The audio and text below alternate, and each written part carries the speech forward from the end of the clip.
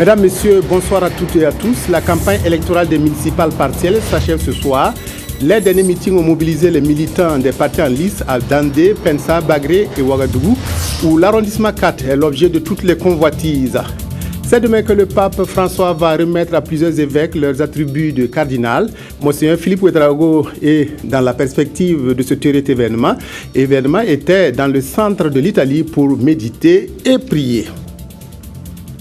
Mais tout d'abord, le Premier ministre Béyon Lucador Thiaw a reçu successivement hier le président du Conseil d'État et les ambassadeurs des États-Unis et de Turquie. Visites de courtoisie qui ont aussi permis d'évoquer les relations bilatérales. Reportage Zalissa Sanfo.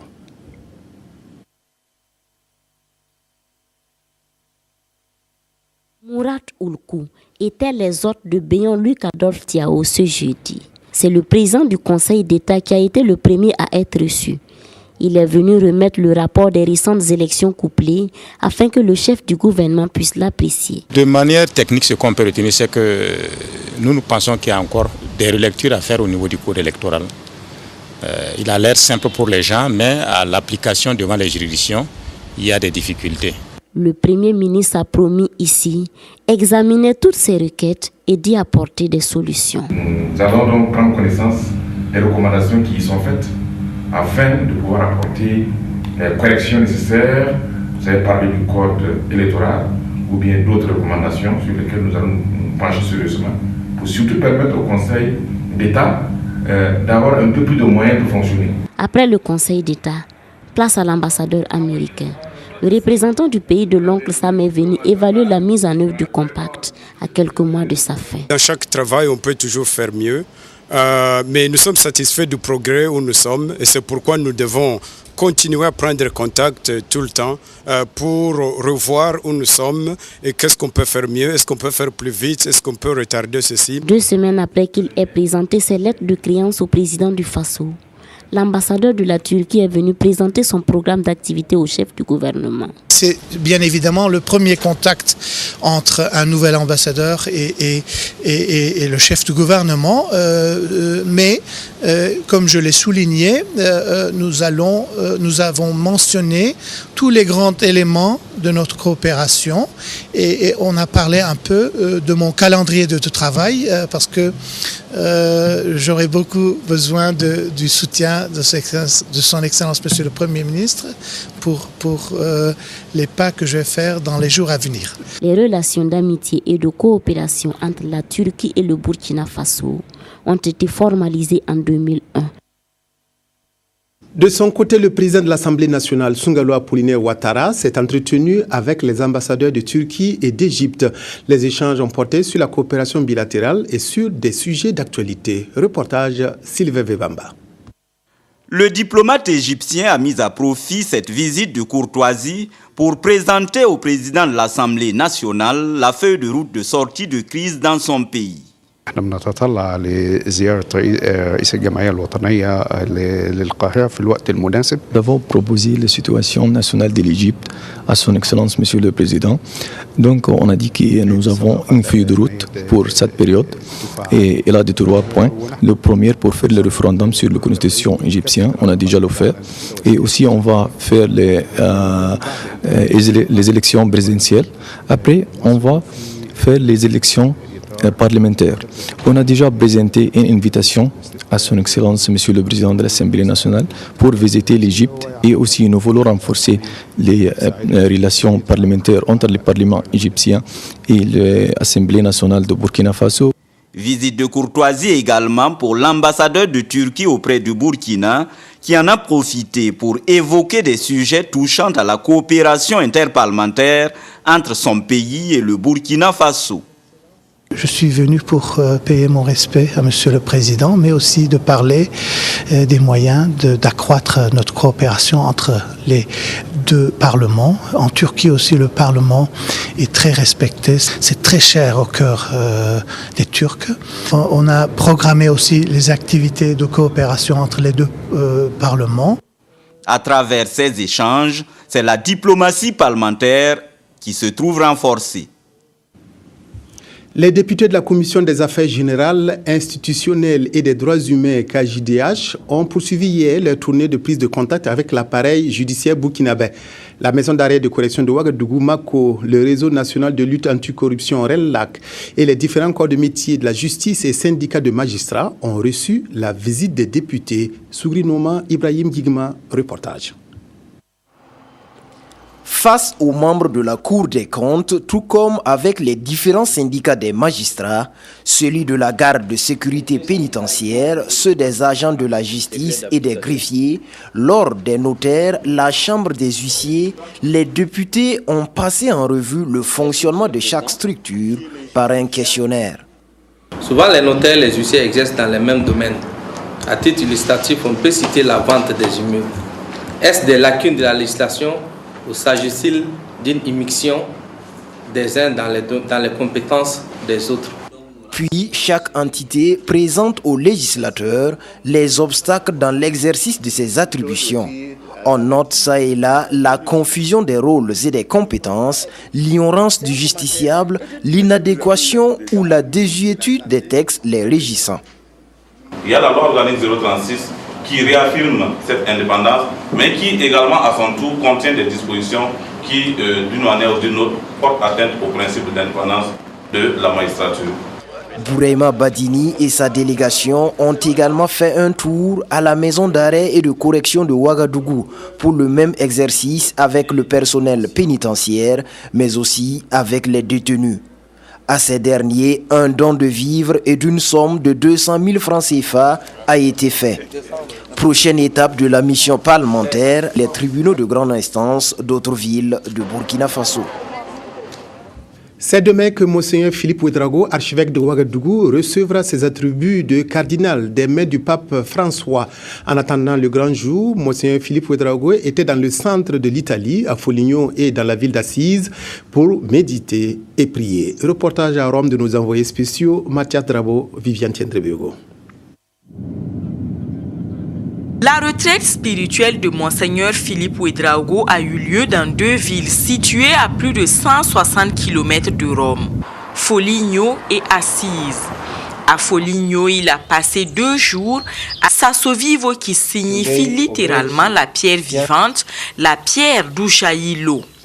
Nous sommes ici à la source Sasso Vivo. Aujourd'hui, l'eau a été canalisée, elle ne coule plus comme avant, mais c'est cette source qui a donné son nom à un monastère de la Sainte-Croix où vit la communauté, les Petits Frères de Jésus Caritas. C'est un monastère qui existe depuis le XIe siècle et qui a survécu à 4 tremblements de terre.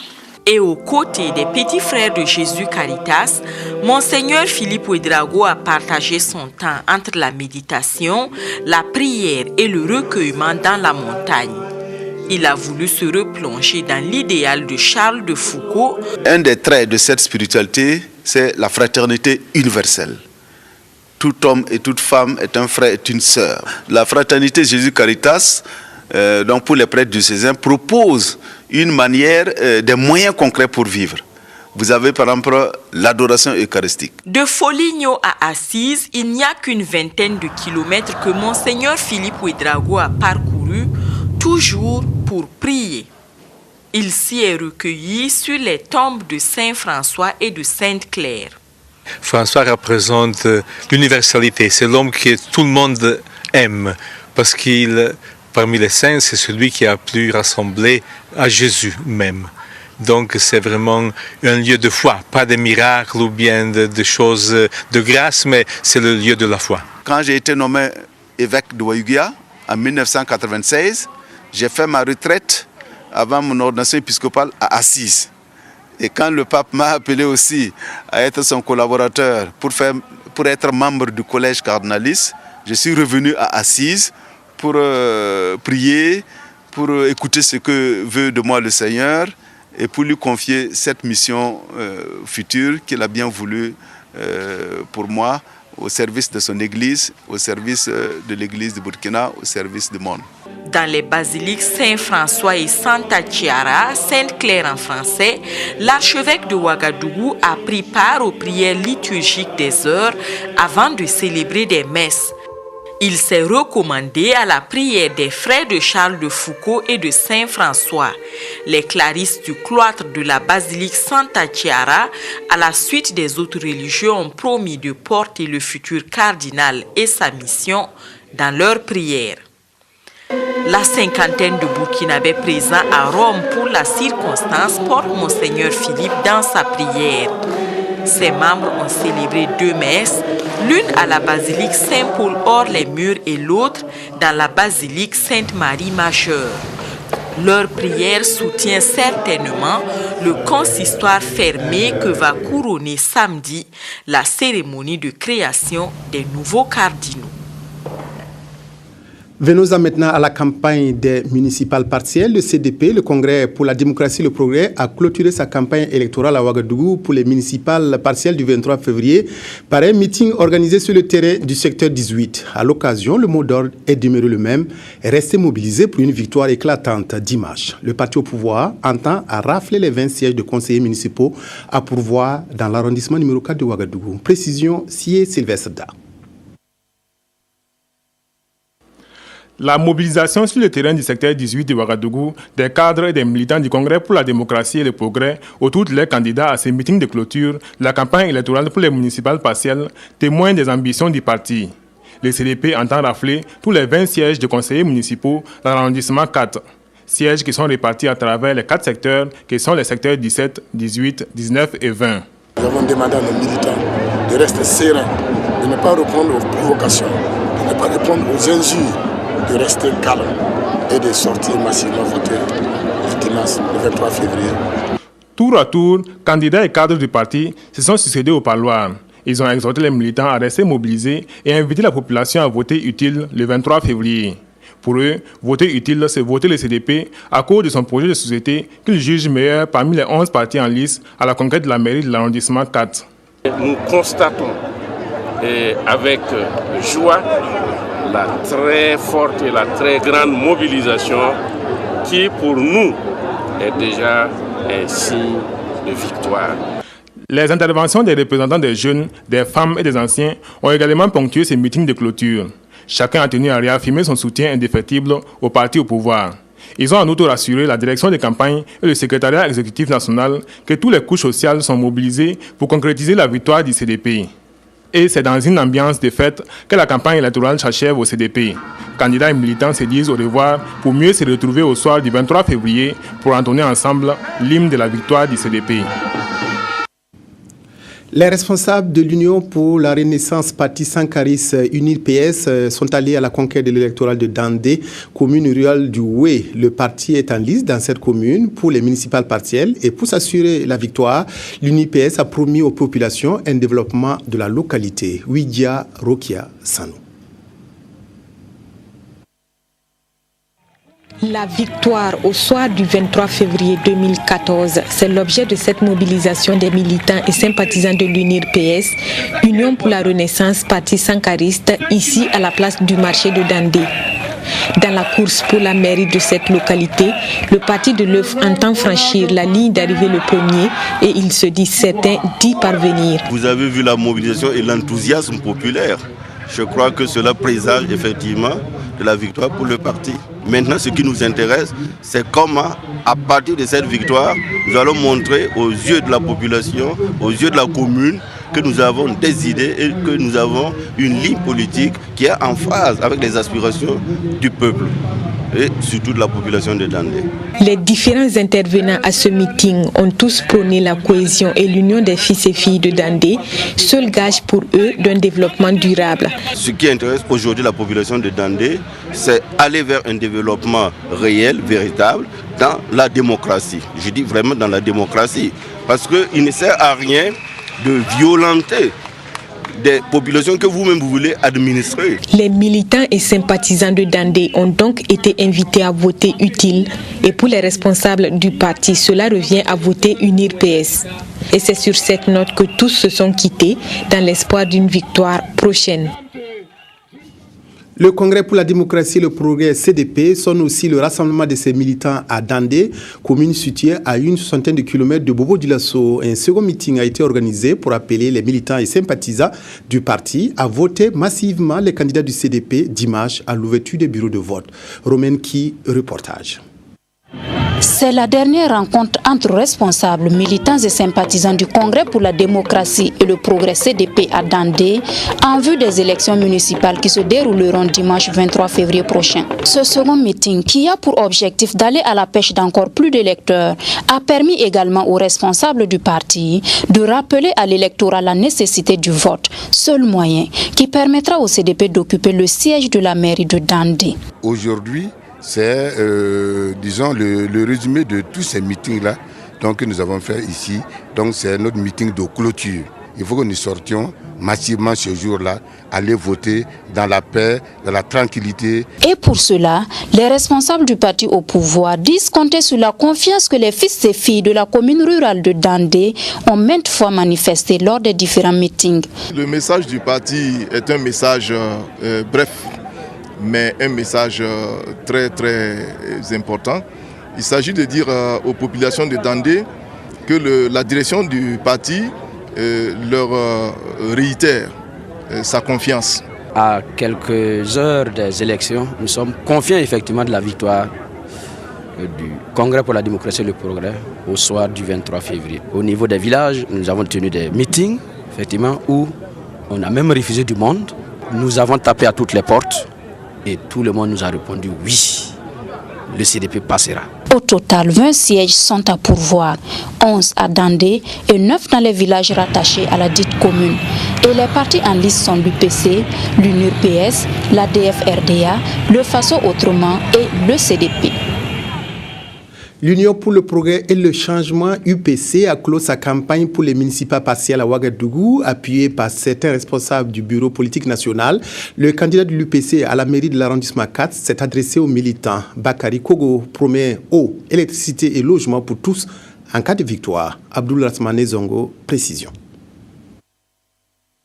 Déclare lancer les activités de la 8e. Ainsi, le ministre de la Communication, porte-parole du gouvernement, lance officiellement le top départ des festivités marquant la 8e édition de la rentrée RTB. Avec comme thème renforcement des capacités opérationnelles de la RTB à l'ère de la TNT, défis et enjeux.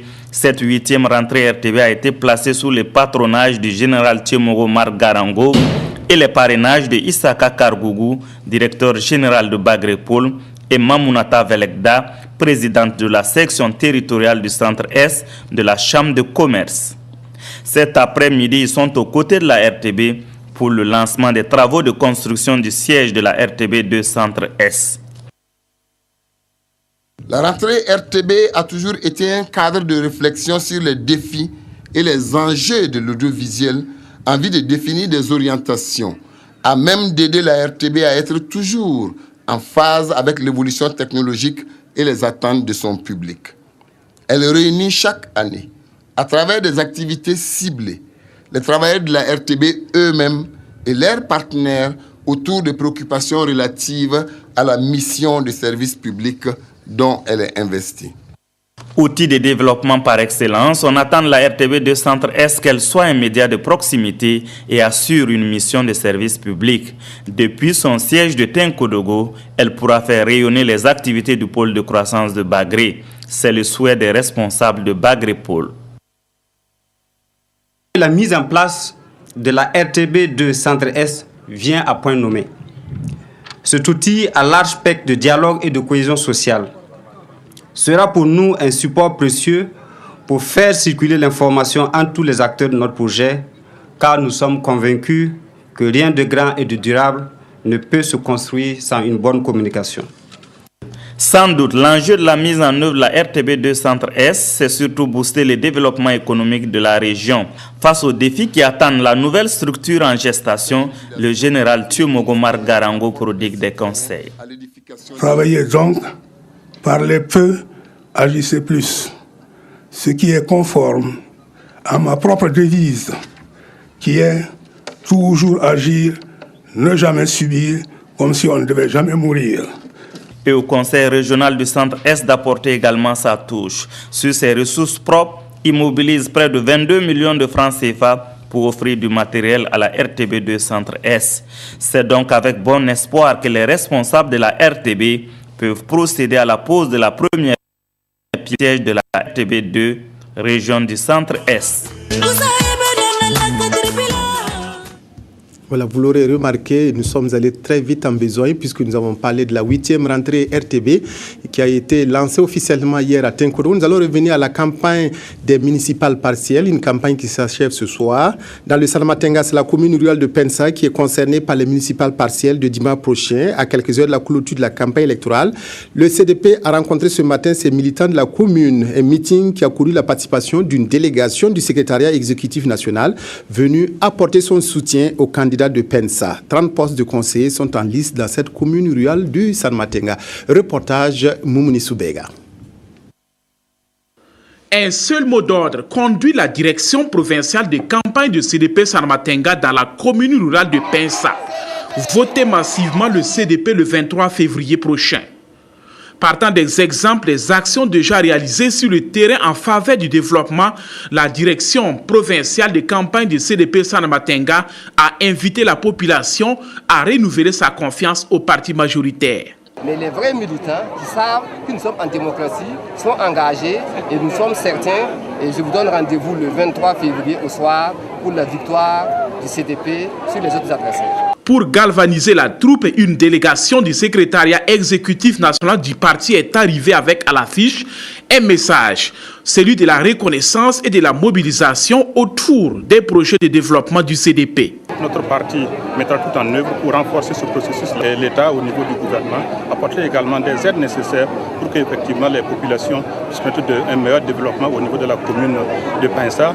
À la tribune, les jeunes, les femmes et les anciens ont réaffirmé leur soutien au parti majoritaire avant de s'engager à lui assurer une victoire à ces élections municipales partielles.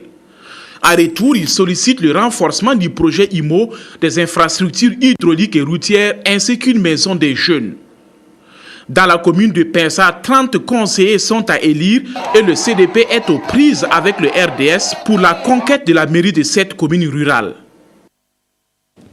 L'Union pour le progrès et le changement UPC a clos sa campagne pour les municipales partielles à Ouagadougou, appuyée par certains responsables du bureau politique national. Le candidat UPC à la mairie de l'arrondissement 4 s'est adressé aux militants. Bakary Kogo promet eau, électricité au logement pour tous en cas de victoire. Le reportage d'Abdoul Rasmanezongo. Voici le regard de l'UPC, Union pour le progrès et le changement, à cette campagne de clôture dans l'école de Toudouégo. Un regard adouci plus tard par un concert de musique, chant, danse et bain de foule entre certains responsables du bureau politique national, candidats à la très convoitée mairie de Nongré-Masson et militants. Le représentant de l'UPC, lui, a un triple défi, désigné sous le vocable eau, électricité, logement. Nous disons que notre combat principal, si nous accédons au conseil municipal, c'est quoi? C'est lutter pour que l'eau qui traverse la ville soit dans les ménages, que nous ayons des robinets dans les ménages pour amoindrir la souffrance des femmes. Le deuxième combat, c'est quoi? C'est la lutte contre la fraude autour des lotissements. Le troisième combat, c'est quoi? C'est l'électricité. Voilà essentiellement les 3 points autour desquels nous mènerons notre combat si nous accédons et nous pensons que nous allons accéder cette fois-ci au conseil municipal de l'arrondissement 4. Un arrondissement qui est également en ligne de mire de bien d'autres partis politiques et non des moindres. Le suspense continue jusqu'au soir du 23 février 2014. L'ADF-RDA a multiplié de son côté les stratégies de mobilisation de l'électorat. Hier, le parti de l'éléphant a initié une caravane à travers les artères de l'arrondissement 4 de Ouagadougou pour s'attirer les faveurs de l'électorat. L'ADF-RDA est convaincu de sa victoire dimanche prochain. Reportage Sié Sylvestre. Toudouégo, c'est la dernière étape de la caravane de campagne de l'ADF-RDA. Elle a sillonné à travers les 4 secteurs de l'arrondissement 4 de Ouagadougou. Mission, convaincre le plus grand nombre d'électeurs que les candidats du parti de l'éléphant sont les meilleurs choix. De passage, on ne s'arrête pas mais on passe, ils nous voient, ils savent que c'est pour eux qu'on passe, c'est pourquoi ils sortent et partout vous voyez, et nous encouragent. C'est ça, pour leur dire, nous sommes avec vous, ne vous en faites pas, nous sommes avec vous et ce voyage à travers l'arrondissement est un signal fort. Le parti de Gilbert Noël Ouédraogo accuse ses concurrents d'être auteurs de manœuvres déloyales, mais il n'est pas pour autant inquiet. Nous ne sommes pas faibles, nous avons du monde. Mais c'est peut-être ça qui fait qu'on arrache nos affiches. C'est ça qui fait qu'on s'en prend aux électeurs pour récupérer les cartes d'électeurs. C'est tout ça là qui fait d'ailleurs que nous avons la conviction que nous sommes un parti fort. Convaincu de sa force tranquille, l'ADF-RDA entend s'adjuger les 20 postes de conseillers municipaux à pourvoir au soir du 23 février 2014 et prendre ainsi le contrôle de cet arrondissement 4. Fin de campagne pour Issa Anatole Bonkungu de l'ODT, l'Organisation pour la démocratie et le travail. Le parti a une nouvelle fois prôné la réconciliation et le travail pour tous en cas de victoire. Ce message a été transmis aux militants de l'ODT de Somgandé cet après-midi. Abdoul Rasmanezongo. C'est elle et elle seule qui suscite tant de convoitises électorales dans la commune de Ouagadougou. Elle, c'est la mairie de Nongré-Massom, dont la sérénité apparente contraste avec l'ambiance et la mobilisation des indéfectibles militants de l'ODT, Organisation pour la démocratie et le travail. À ce dernier rendez-vous de campagne avant le vote, le candidat Issa Anatole Bonkungu évoque ses priorités, parle des dernières consignes et reste confiant. Après 2 semaines de campagne, en tout cas l'ODT est confiant de remporter la mairie de l'arrondissement numéro 4. En tout cas, notre chantier prioritaire, c'est travailler surtout à la réconciliation, à la cohésion sociale, à la réconciliation des fils et filles de l'arrondissement. Après donc cette étape, nous allons travailler à assainir la gestion du foncier. La reprise partielle des élections municipales dans l'arrondissement 4 de la commune de Ouagadougou et dans 6 autres communes rurales du Burkina Faso, c'est ce dimanche 23 février 2014. Enfin, meeting de clôture du CDP dans le Boulgou. Les militants du Congrès pour la démocratie et le progrès de Bagré ont reçu le soutien d'une délégation du secrétariat exécutif national conduite par Assimi Kwanda. La délégation est allée galvaniser ses troupes à Bagré où la lutte est âpre avec l'UPC et l'ODT. Reportage Maxime Zongo. C'est une forte délégation de l'équipe dirigeante du CDP conduite par son premier responsable Assimi Kwanda qui s'est rendu à Bagré pour apporter ses encouragements et son soutien aux militants de la localité. Pour ce dernier virage de la campagne dont l'enjeu est la conquête de 20 postes de conseillers, militants et sympathisants du CDP ont affiché leur détermination à ne laisser aucune chance aux 2 autres concurrents que sont l'UPC et l'ODT.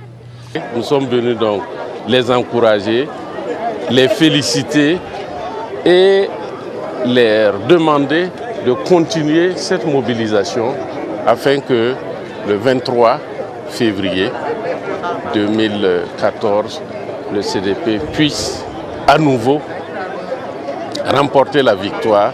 Nous devons montrer que nous sommes toujours le parti le plus important au Burkina Faso, le plus organisé, le plus déterminé, ayant le plus de militants et donc devant naturellement reconquérir la mairie de Bagré. À la tribune des interventions, une dizaine de personnes se sont succédées pour réaffirmer leur volonté à préserver et renforcer les acquis du CDP. Pour cela, ils comptent assurer une victoire éclatante, une victoire à la hauteur de la grandeur du parti. C'est pourquoi, ont-ils insisté, aucun détail ne sera négligé. Vous avez vu la mobilisation, et donc nous sommes confiants parce que les gens sont sortis, les gens ont compris qu'on ne peut pas, les partis qui sont en compétition, et en fait nous faisons la différence. Parce que d'abord, ils ont vu des réalisations que le CDP a fait. Les premiers responsables du parti majoritaire ont saisi l'occasion pour dévoiler de nombreux projets et programmes envisagés et destinés à soutenir le développement de la commune. Restons dans la région où la 8e rentrée RTB bat son plein depuis hier. Le ministre de la Communication, porte-parole du gouvernement, a rencontré ce matin les opérateurs économiques du Centre-Est. Au menu des échanges, les enjeux de la communication et les attentes du monde des affaires vis-à-vis des médias et des autorités. Des échanges qui ont permis aux différentes parties de jeter les bases d'une future et fructueuse collaboration. Reportage à Tenko, Drissa Seré. Soutenus par leurs homologues de Ouagadougou et d'autres régions, les opérateurs économiques du Centre-Est se sont mobilisés pour échanger avec Alain-Edouard Traoré. C'est la preuve qu'ils ont foi en la communication comme levier du développement et outil idéal de promotion des affaires. Convaincu que tout développement repose avant tout sur les opérateurs économiques et que la communication peut porter Bagré Pôle et les affaires dans la région du Centre-Est, le ministre et son institution se montrent disponibles à accompagner les entreprises locales. Son message avait valeur d'instruction pour porter les ambitions des opérateurs économiques. Absolument, je pense que c'est pour ça qu'on travaille à réaliser cette RTB2 au niveau du Centre-Est. Et je pense que la seule chaîne publique nationale n'a pas le temps ou la disponibilité de porter les préoccupations de toutes les localités en même temps. Donc il faut donner les moyens aux régions de pouvoir prendre en charge leurs préoccupations, parler à leurs citoyens, parler à leur clientèle, parler à leurs électeurs au niveau de leur proximité. Et je pense que c'est toute la philosophie.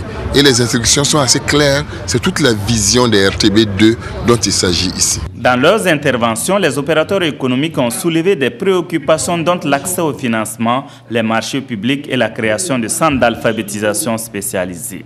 Ils ne cachent pas leur joie quant à la mise en œuvre de la RTB2 Centre-Est. Si tu n'as pas vu des exemples, tu ne peux pas faire. Si tu n'as pas écouté, tu ne peux pas parler. Donc, en tout cas, il y a beaucoup de choses que les RTB2 devront sortir de bons résultats avec les opérateurs économiques et Centre-Est. Grâce à l'action des opérateurs économiques, la région connaît aujourd'hui un changement spectaculaire. Rien de grand ne se construit sans passion et le rêve est permis. Par des formules d'insistance, un des représentants des opérateurs économiques a exprimé son rêve, celui de voir le Centre-Est se doter d'un aéroport et d'une gare ferroviaire.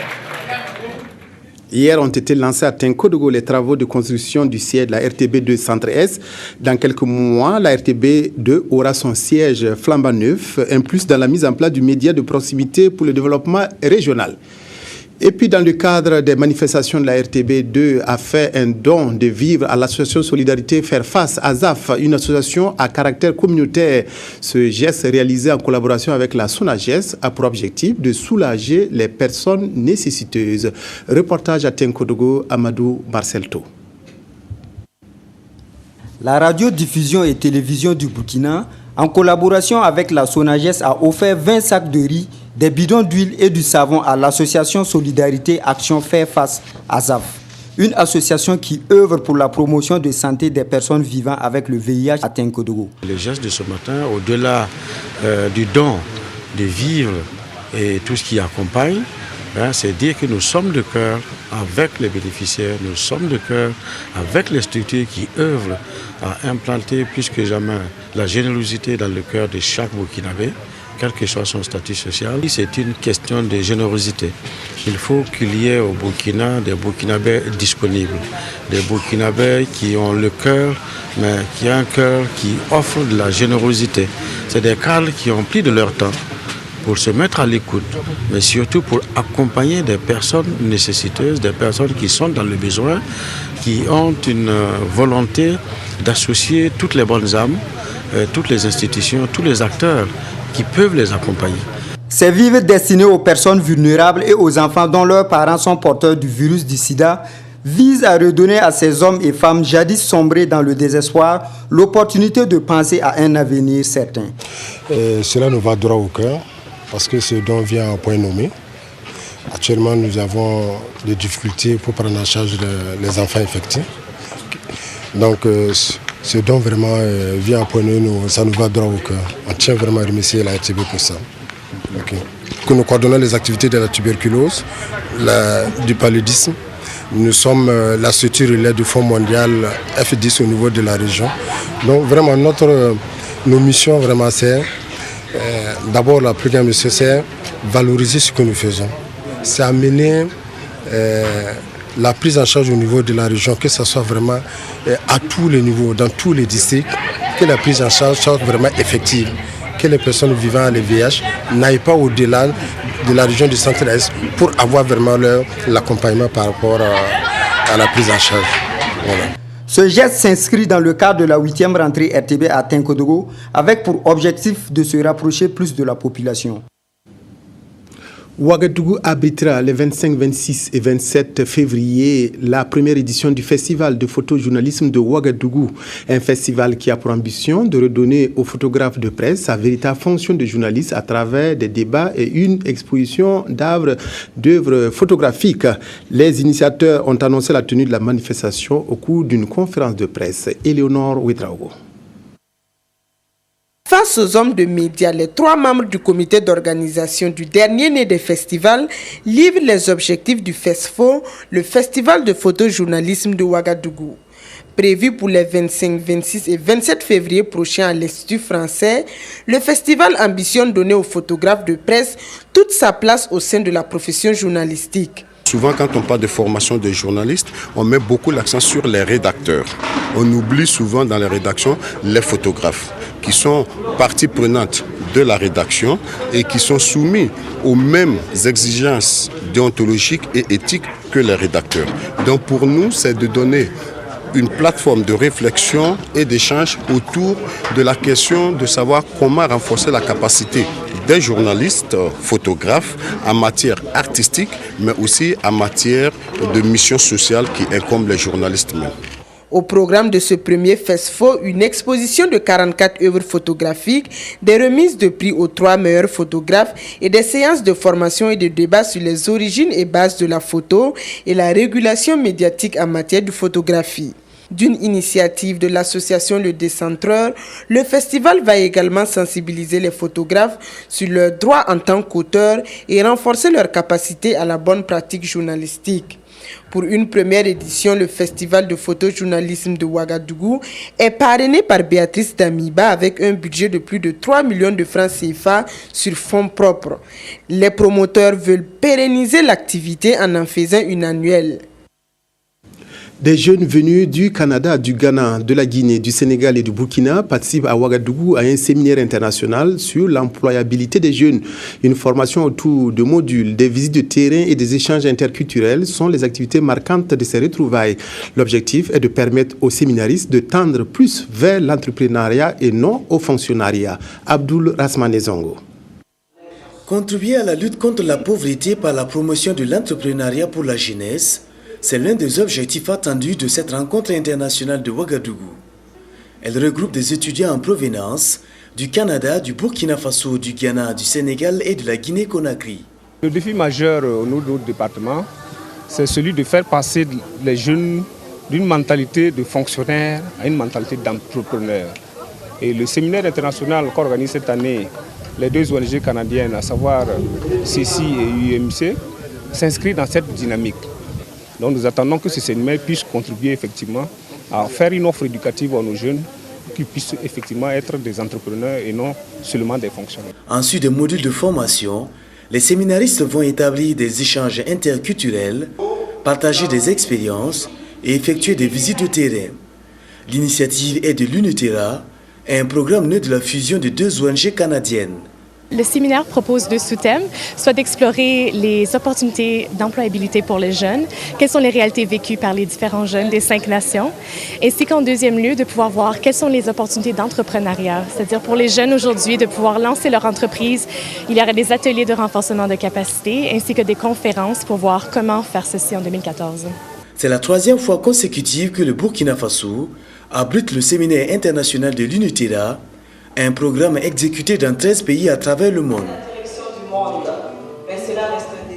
L'Office de développement des églises évangéliques ODE Al-Adori a lancé mardi son projet dénommé « Projet de renforcement de la résilience des femmes et des hommes les plus pauvres des régions du Nord et du Sahel ». L'objectif du projet est de permettre aux populations bénéficiaires de résister aux effets des changements climatiques et d'améliorer leurs conditions de vie. Reportage Vincent Kiendrebeogo. Projet de renforcement de la résilience des femmes et des hommes les plus pauvres des régions du Nord et du Sahel est une initiative de l'ODE, l'Office de développement des églises évangéliques. Démarrée en 2013, cette cérémonie marque le lancement officiel de ce projet dont l'objectif est d'accroître les capacités des bénéficiaires à résister aux chocs liés au changement climatique et à améliorer leurs conditions de vie. Dans les villages où il y a un potentiel maraîcher, nous accompagnons ces populations à faire du maraîchage de sorte à ce qu'ils puissent se produire après la saison pluvieuse. Et pendant la saison pluvieuse aussi, nous accompagnons ces populations à avoir des semences améliorées pour pouvoir justement adapter les cultures à l'heure actuelle au contexte justement de changement climatique. Les femmes, non seulement il y a le maraîchage, mais surtout aussi dans un contexte de problèmes de nutrition, nous accompagnons ces femmes justement à pouvoir préparer des bouillies améliorées. L'initiative est rendue possible grâce au partenariat entre l'ODE et Christian Aid qui finance le projet d'un coût de 40 millions de francs CFA environ. Et ce projet fait suite à 2 autres afin d'élargir la couverture des projets financés par Christian Aid selon sa représentante. On a renégocié ce deuxième projet pour toujours appuyer les autres communautés qui n'avaient pas été atteintes par les 2 autres projets passés pour pouvoir améliorer leurs conditions de vie et construire leur résilience. C'est avec joie que les 3 communes du Sahel que sont Falangoutou, Seitenga et Arbinda ont accueilli ce projet. Rendez-vous en 2015, date de son échéance, pour constater les améliorations durables au niveau de la santé et des moyens d'existence pour ces communautés. Le deuil semble sans fin pour la RTB en ce début 2014. Décédé hier, notre collègue Isaka Semde a été inhumé cet après-midi au cimetière de Taptenga. Parents, amis et collègues ont accompagné à sa dernière demeure ce technicien de son qui avait entamé sa carrière à la RTB dans les années 70. Reportage Zalissa Sanfo. C'est ici, au cimetière de Taptenga, que repose désormais Semde Isaka. Cet homme à qui tous les parents, amis et collaborateurs sont venus faire leurs adieux a vu le jour en 1960. En 1979, il faisait ses premiers pas professionnels à la radio du Burkina comme agent d'exploitation. Il aura été le tout premier régisseur général de la radio-télévision du Burkina. En 1996, à l'issue d'un concours professionnel, il est affecté à la télévision nationale comme un chargé de gestion, puis technicien de son. À la radio-télévision du Burkina, on retient de lui comme un agent consciencieux et travailleur. C'est d'ailleurs pour cette raison qu'il a été fait chevalier de l'Ordre du Mérite le 11 décembre 2007. Semde Isaka n'a pas seulement été qu'un travailleur consciencieux, il a aussi été un bon père, un bon chef de famille et un bon ami. Vraiment, un grand baobab est tombé, comme on le dit en Afrique. Les mots même me manquent pour parler, mais ce que je peux lui souhaiter, c'est que la terre lui soit légère. Il avait un esprit de collaboration. C'est quelqu'un en tout cas qui était participatif à chaque fois qu'un de ses collègues avait un problème. On se soutenait en tout cas moralement et aussi professionnellement durant toute sa carrière. Et nous avons vécu vraiment de façon très harmonieuse et très serviable. On ne peut rien dire de mauvais de Semde. C'est à l'hôpital Yalgadou qu'il s'est éteint hier, à jamais, à la grande consternation d'une veuve et de 6 enfants. Repose en paix Isaka. C'est tout pour cette édition. Merci de votre aimable attention. Excellente soirée à toutes et à tous en compagnie de la RTV.